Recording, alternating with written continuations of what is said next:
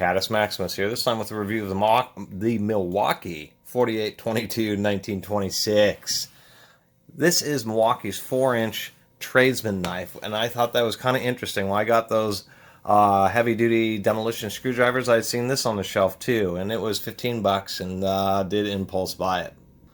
Kind of interesting, this all the other things these tool manufacturers are getting into. Now Milwaukee's getting into more heavier duty knives. Maybe they'll be taking on Benchmade one of these days. Actually, I doubt it.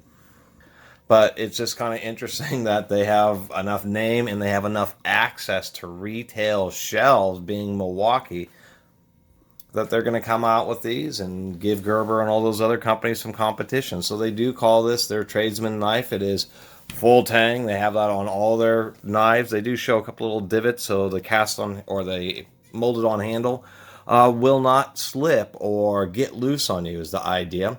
Tradesman knives, as far as how I understand them, are more general use for when you need more blade or exposed sharp edge than what traditional utility knives give you. Many, or pretty much all times, if you have one of these, you also have a utility knife right with you.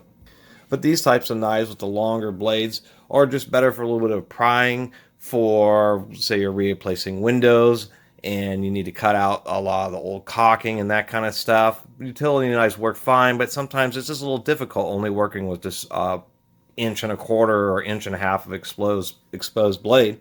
And so you can have one of these, which just gives you a whole lot of exposed blade, and it's the kind of knife for $15 that you would use for that situation. You would expect that it would get dinged up and that you're periodically going to have to resharpen it.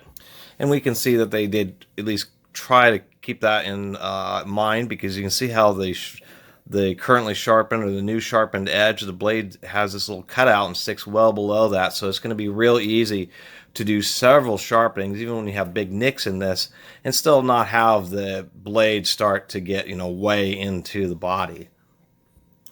And that is actually, even though it's a small aspect right there, that little cutout, it actually does tell you something, because when the blade is just sharpened flush to the bottom of the piece of steel, it does make it real hard to get this back part sharpened, and as it sits now, you'll be able to get a whole new edge on it. It does have some basic jimping, some little notches there and on top of the blade for when you're pressing down, doing some cutting operations. Let me zoom out a little bit here. There's their little lanyard hole that they're so proud of. This handle material feels like polycarbonate. It's not going to be ABS. Milwaukee's not going to do that because it would shatter too easily. So this is either going to be nylon or polycarbonate. They're not advertising what grade of plastic it is anywhere. Usually there'll be some kind of stamp on it, so we don't know if it's fiberglass reinforced, but it seems like a decent handle. These are stamped blades. We really know that the whole blade's been stamped and then probably ground, hardened, so they can get this dull finish, and then they do a final grind after the hardening. If we look at some of the aspects, say on top where they did this little cutout, I don't know what it's called, on the very top of the blade, but you can see where one edge goes down a little bit more than the other, but it's still pretty symmetrical. When you're doing these long tapered grinds, your alignment really has to be perfect to get those real even. But it's good evidence. Milwaukee has a good process to get a piece of steel and have two bevels put on that are almost identically symmetrical. And there's other processes straightening, but it is stamped, and how we know that is we can see this hole here where it's kind of rounded on the edge, and on the back side it's real flat, and we can see some of the flashing of the stamping. So this whole knife is just stamped out of a piece of sheet metal. They are cheap, relatively speaking. Somewhere online I saw that they do advertise these as being stainless steel, but what's kind of disappointing on the packaging is they don't tell you anything besides stay sharper longer. I guess they're just avoiding the whole grade of steel thing and just saying that we're going to do that. We're going to use a good grade of steel, and they are advertising a lifetime warranty. So I guess if this goes under heavy duty use and the blade actually snaps off, I'm sure if it gets dinged up, they obviously won't warranty it. Not so sure if you break the tip, but if the whole blade snaps or maybe breaks off on the handle, you'd have to do some real prying. It's about an 1/8 inch thick steel, and it's pretty tall. They hopefully will replace it. That's the whole point of the lifetime warranties on hand tools. Finishing it off, they do have a plastic sheath. It does have a little hole in the bottom for draining. It's not too bad. It seems like it's made out of the very same material as the handle. It feels pretty heavy duty. Nice deep belt loop right there with a nice underhook so it won't want to fall off.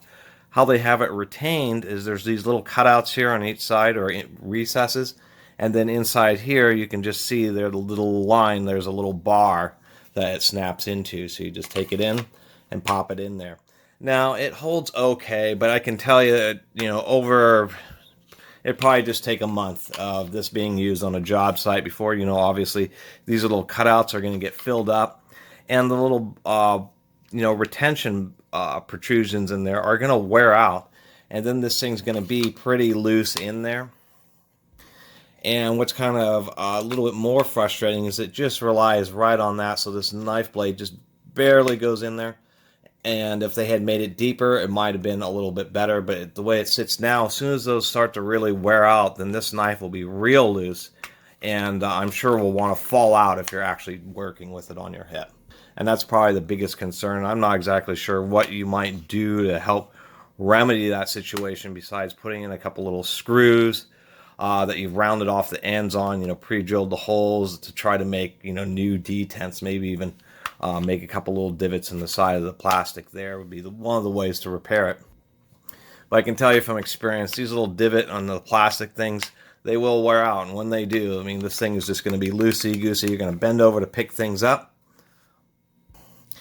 and you won't notice that you'll have just bumped it a little bit to get it loose, and you'll bend over to pick things up, and it will want to fall out. So I did want to kind of point that out. It would have been nicer if Milwaukee had like maybe a little flip lever or something, or just some other kind of positive retention. Especially for something advertised as a tradesman knife, you're going to charge a couple extra bucks for this hard plastic sheath that you're going to end up throwing away after a while and just getting a regular leather sheath to use with the knife. So that was probably my biggest criticism. Otherwise, it seems pretty nice, and for 15 bucks, if you're doing a lot of cutting of materials, maybe you like using bigger knives or cutting insulation, or even for camping, it's kind of a nice knife for camping. It has pretty good visibility. One thing I will mention, and before I forget at the end here, is the ergonomics.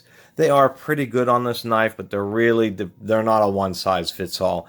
The hump is pretty large, and on my hand it works pretty well, but if I get the hump centered, then you can see where my fingers, and I have normal size, I'm a 6-foot-tall person, I have normal size hands, just doesn't quite fit up there. And if you're really trying to, poke into some packaging, your hands kind of ride right up on that hump. If you have bigger hands than I do, or have thicker fingers, this will be great for you. If you're somebody who has smaller hands and you're trying to poke through some packaging, your hand's going to kind of ride right up on top of that hump. So I did want to mention that. The ergonomics are good, but they kind of size this for larger hands. It's the easiest way to put it. So I did want to point that out because it is a hard plastic handle. It people who may have issues with pinching nerves, that could be a real problem. Because you can be working hard with it, and this hard plastic edge is actually just pinching right into the parts of your fingers where it's actually supposed to sit in and follow the curvature.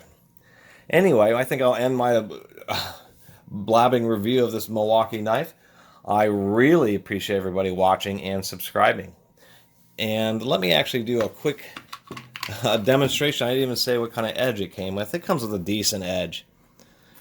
But we can see this is a Scott shop towel, and they're pretty fibrous, so they're really unforgiving for knives unless they're truly razor blades.